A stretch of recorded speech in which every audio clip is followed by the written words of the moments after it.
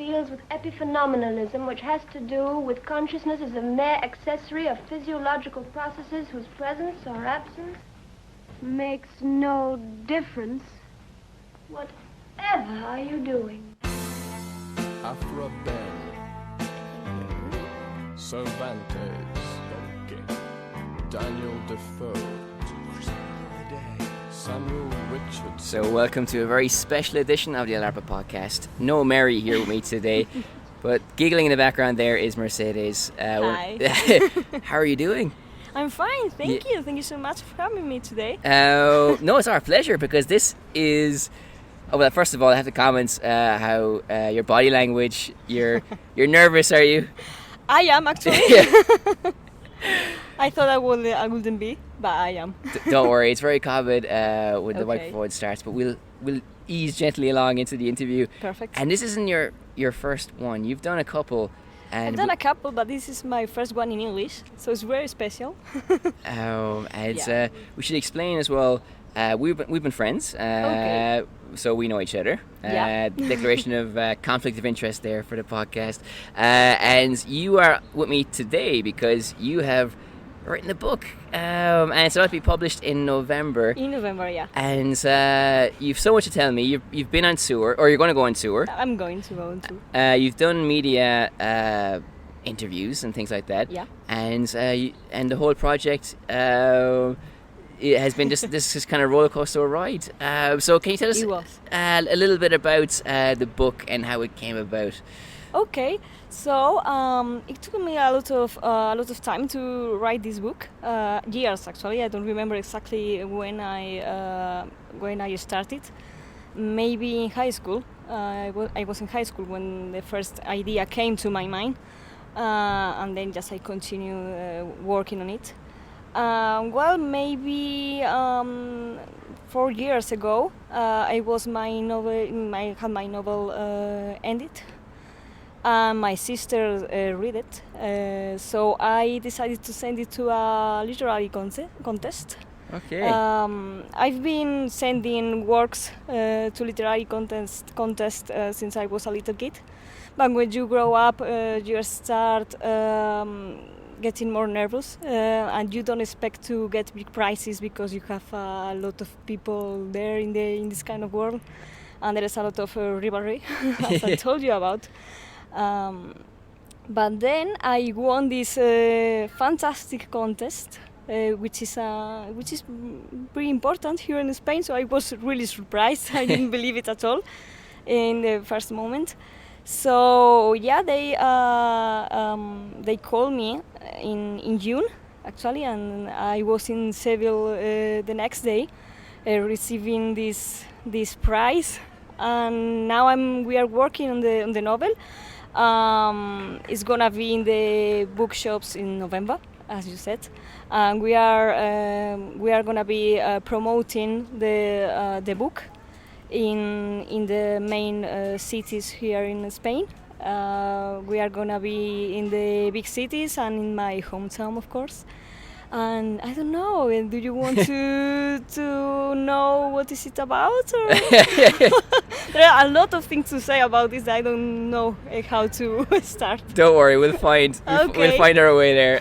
Perfect. But first of all, congratulations for winning that competition. Thank you so much. It is nerve-wracking when you enter a competition because you never know, as you said, how it's going to turn out. Yeah. And you are right in saying that you never dream of winning the big prize. It can never happen to me, but it happened to you, which is amazing. And before we kind of get into the details of the book, what impressed me, and I said this to you as well, and I also said it to your sister, Davina, that like you kept this project a secret as well for such a long time. So this is obviously a surprise for everybody, no? Yeah, it was even for my family. This might be weird to hear, but I was kind of ashamed of my work because at first I thought to myself when I ended this novel, well, this is gonna be fine, this is gonna be nice. I mean, I put a lot of work on this. This has to be good. But with time, I started to think that maybe it wasn't that good.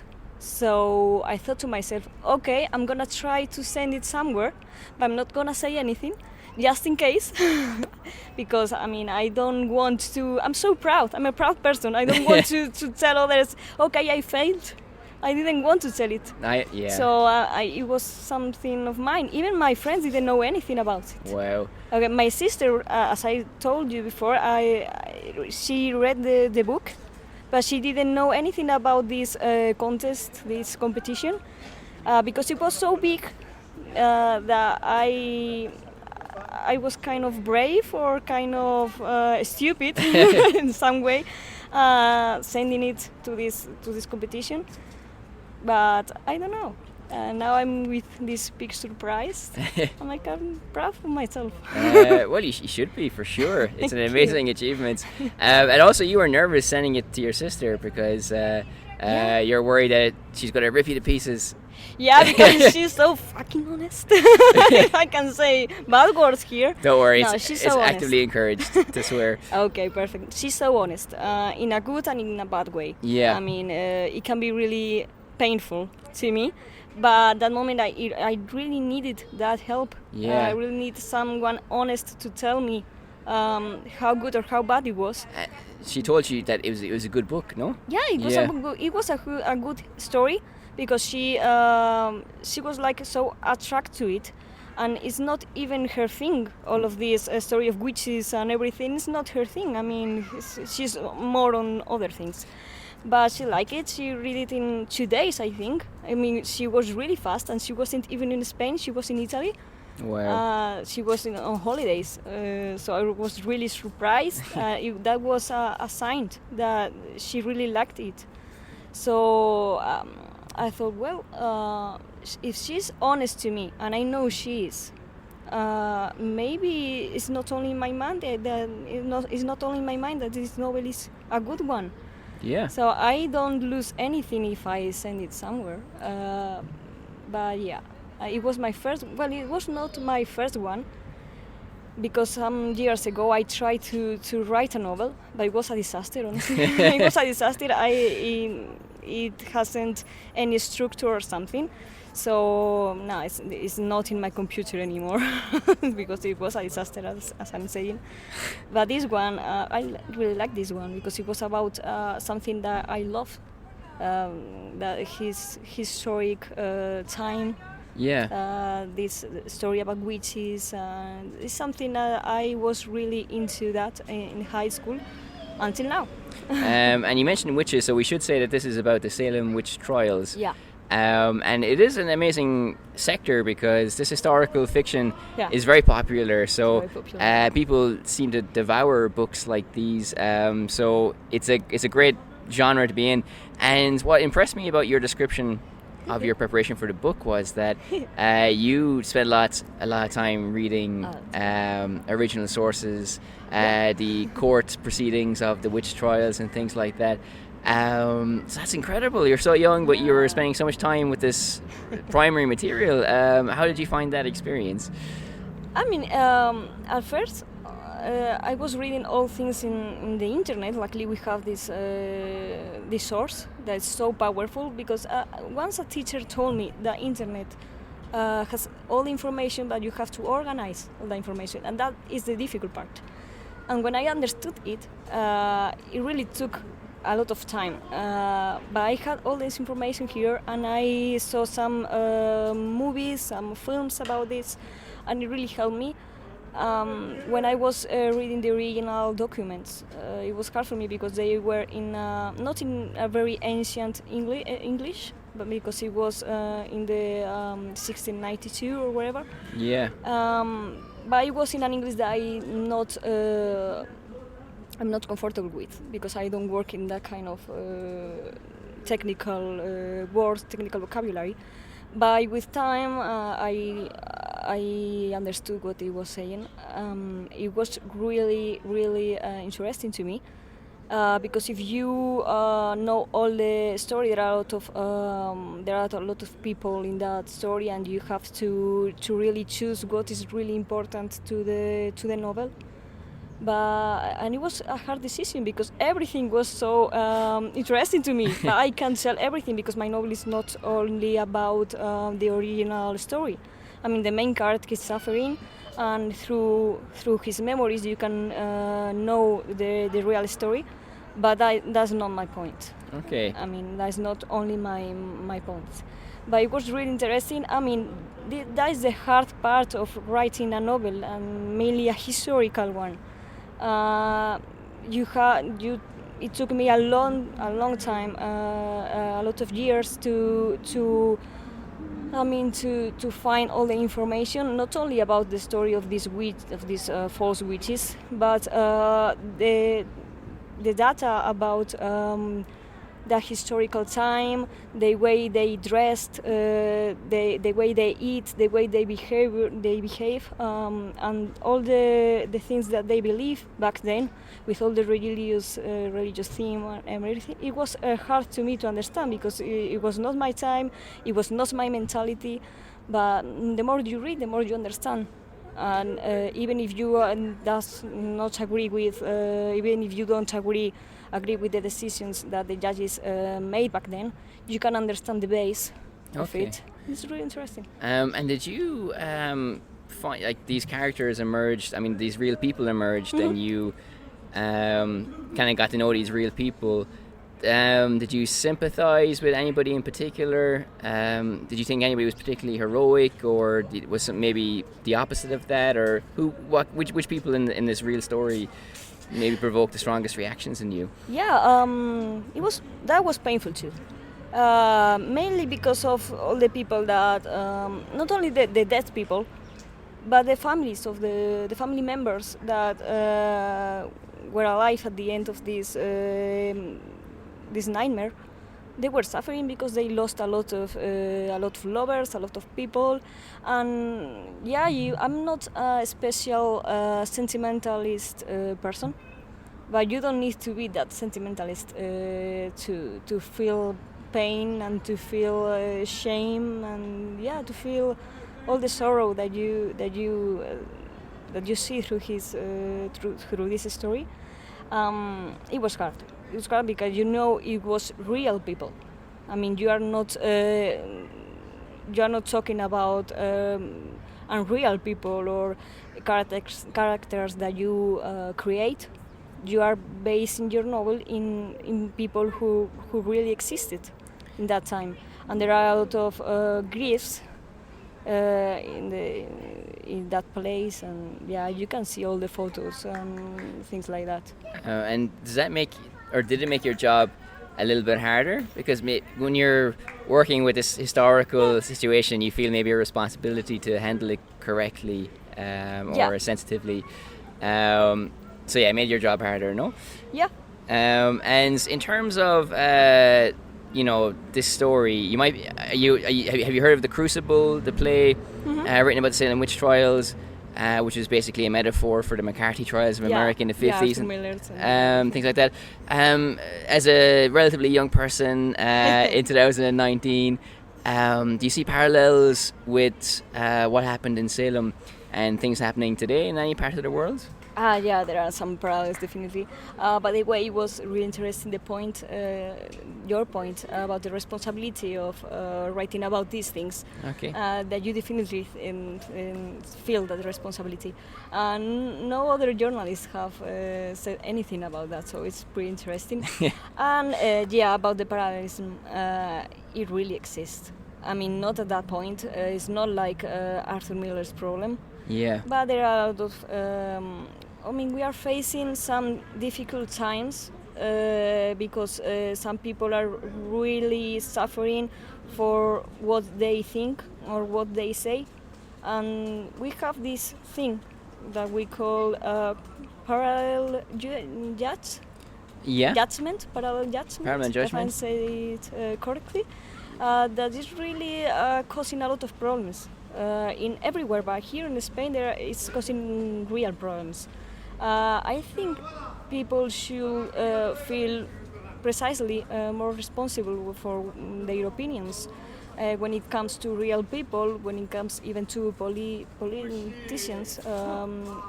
I know they make a lot of mistakes, but they are people like us. They tell us they have to answer a lot of things. it's logical and it's normal that they make mistakes when they talk to us.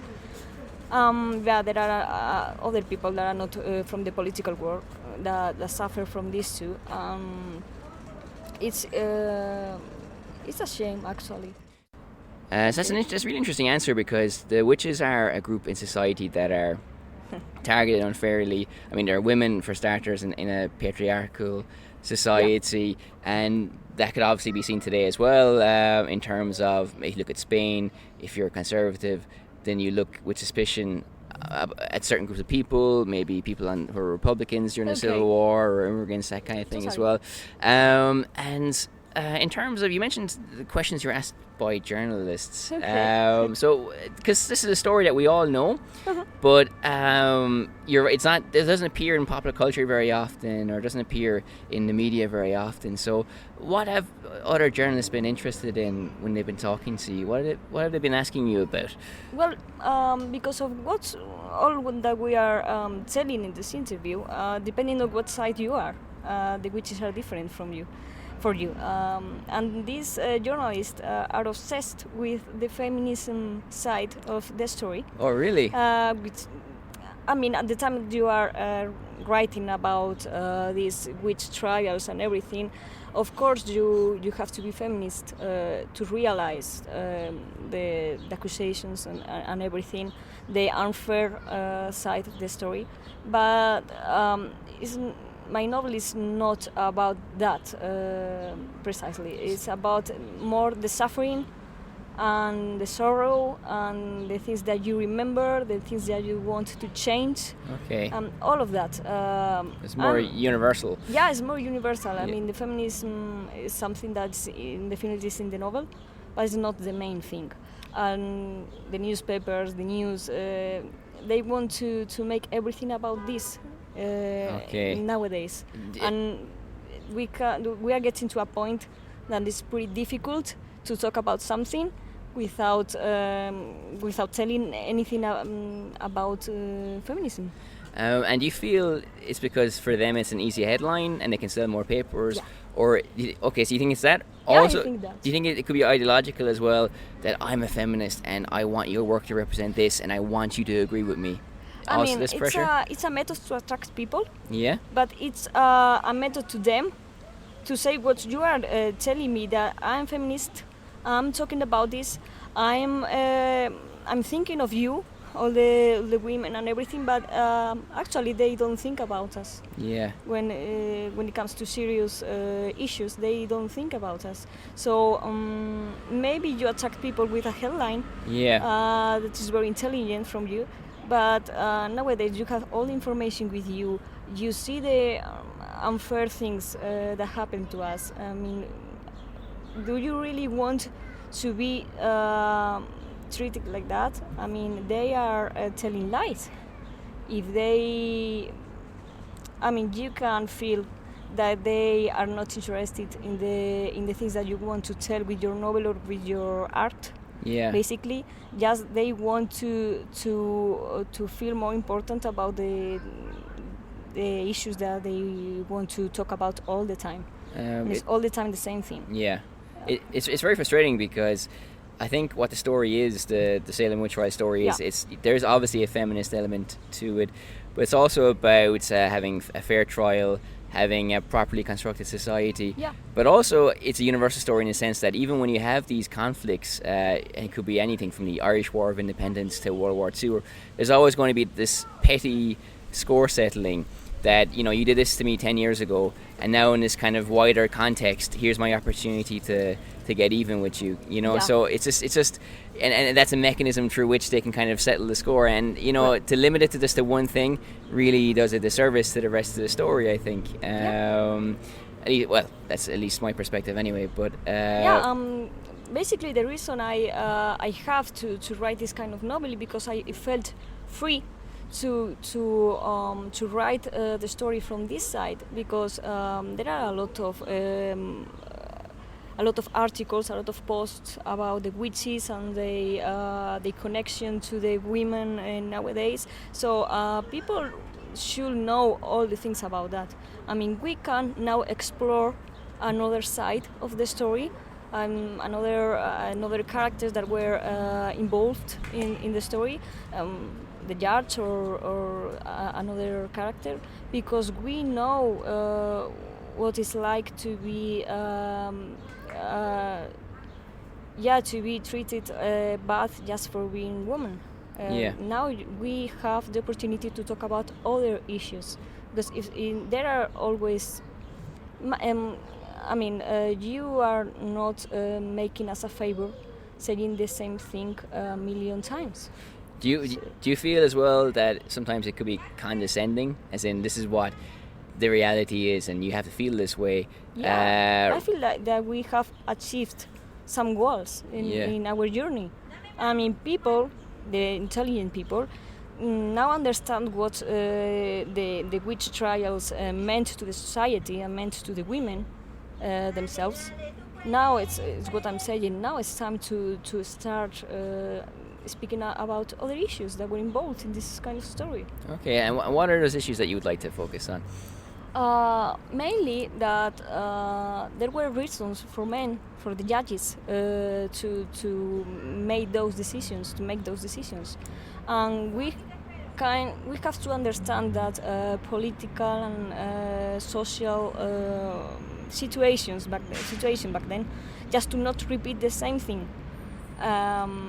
And it's interesting to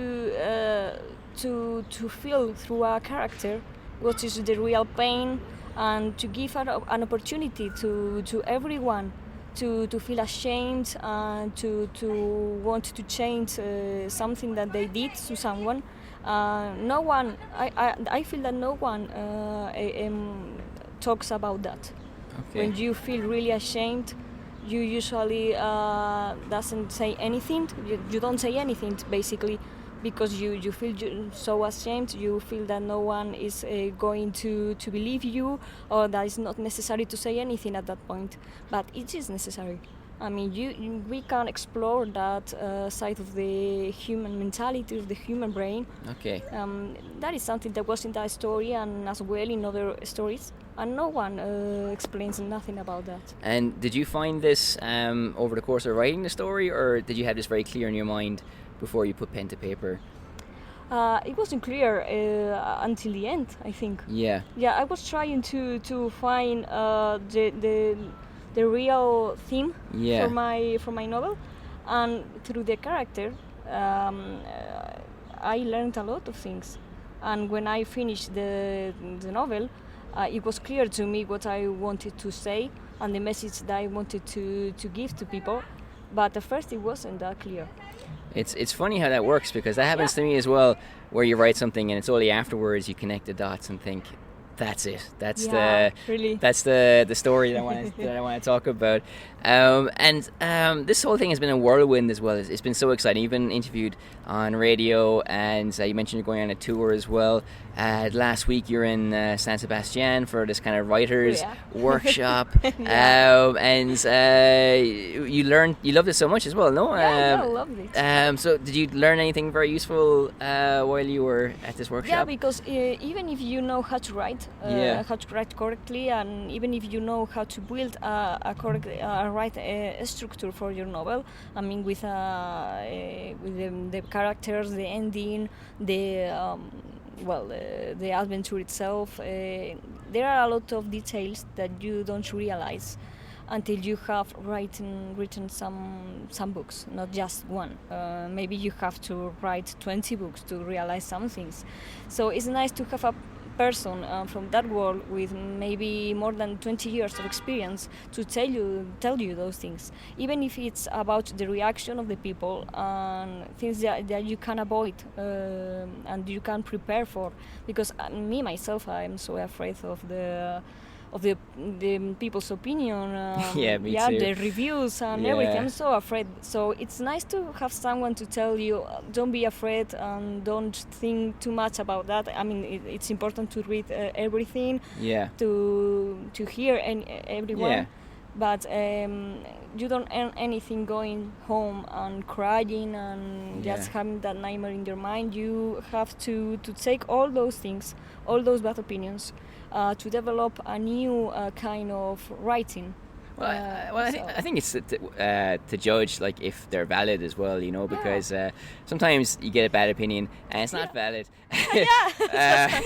So you can ignore that one, but other times they are, of course. But I think I'm sure it's the same for you. But when you write something, you write for yourself. You're not writing for this imaginary audience. You're writing for the story you want to tell, and then when you're happy with it, then you release it, and then come what may, you get the good reaction or the bad reaction or whatever.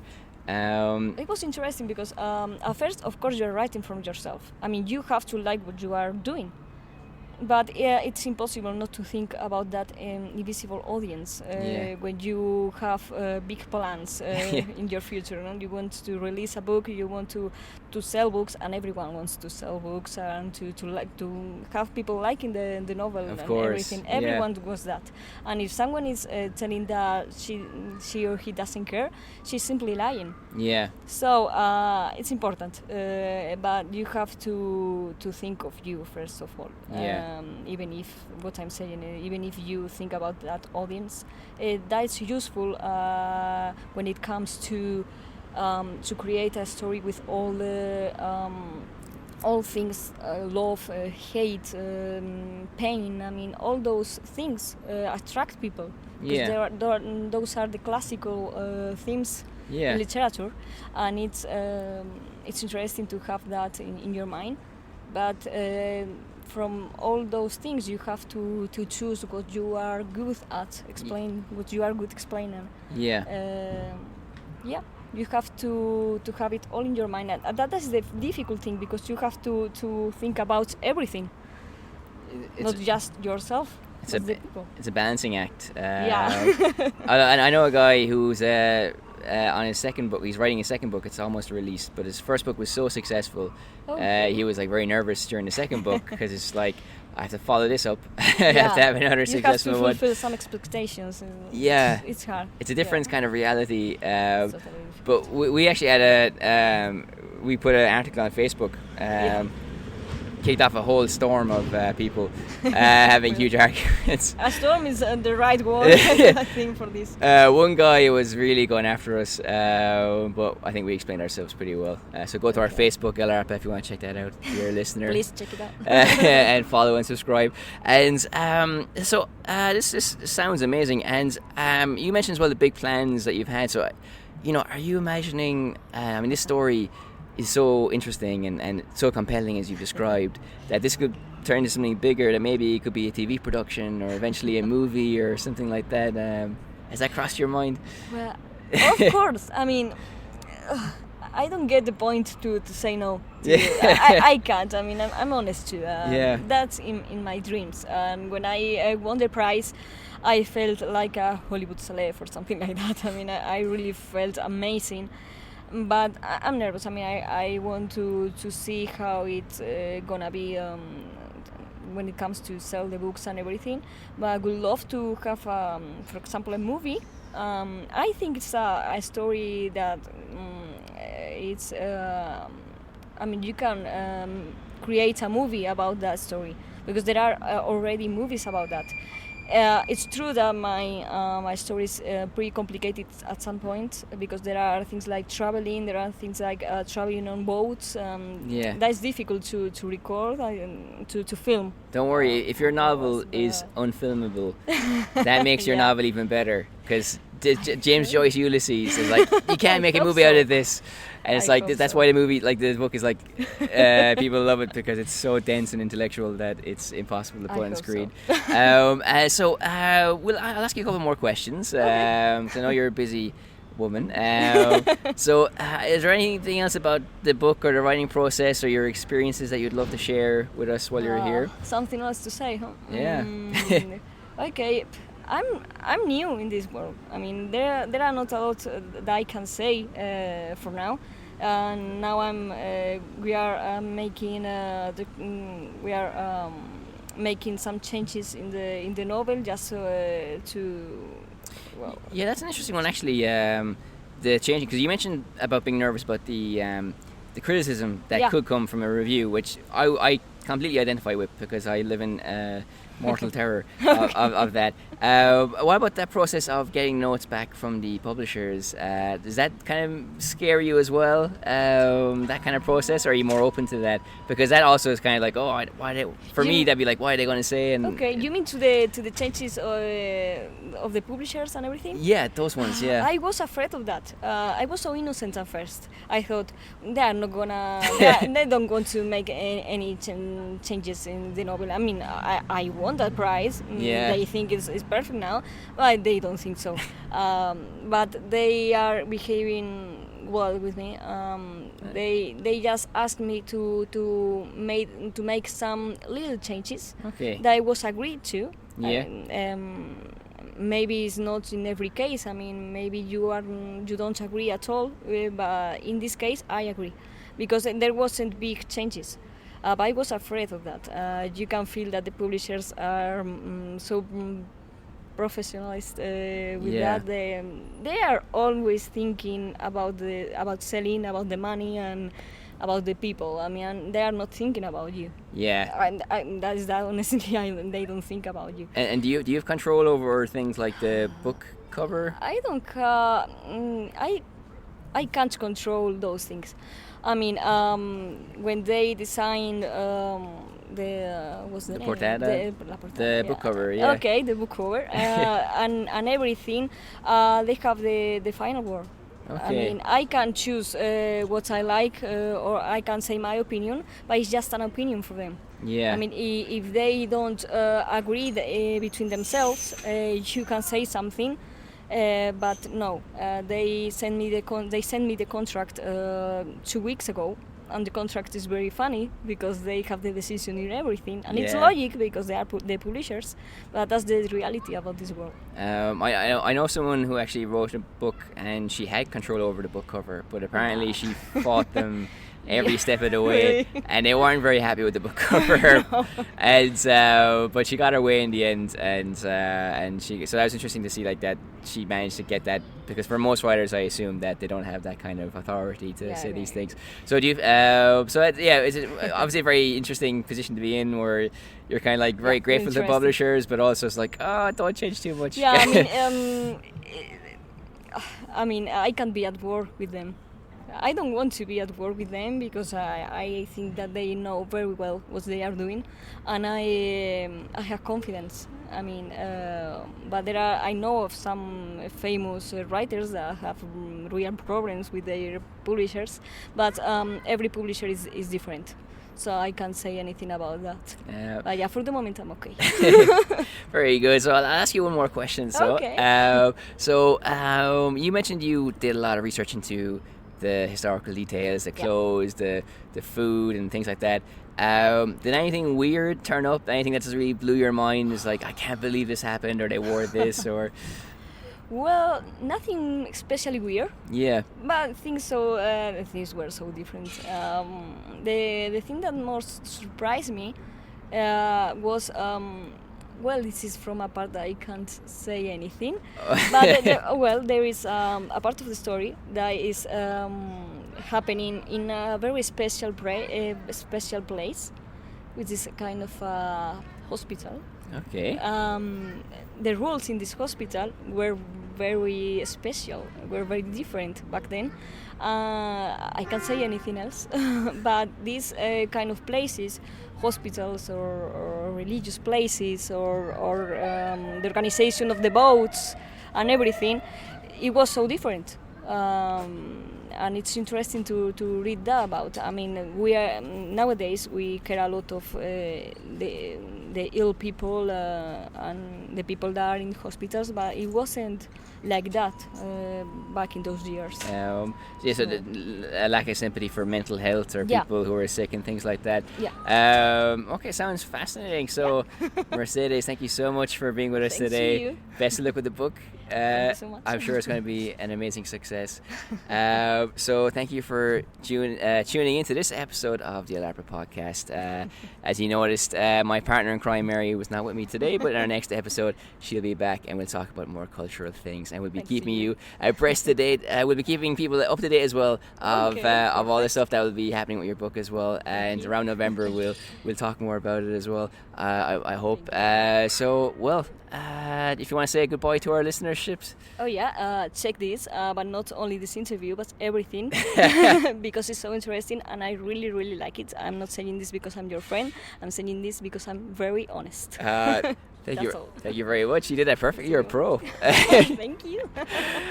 So listen to the author. She knows what she's talking about. I hope you understood everything because my English today is very weird. But I hope you understood everything. Don't worry, absolutely perfect. So thank you so much again, Mercedes, and thank you for listening. We'll catch you next time.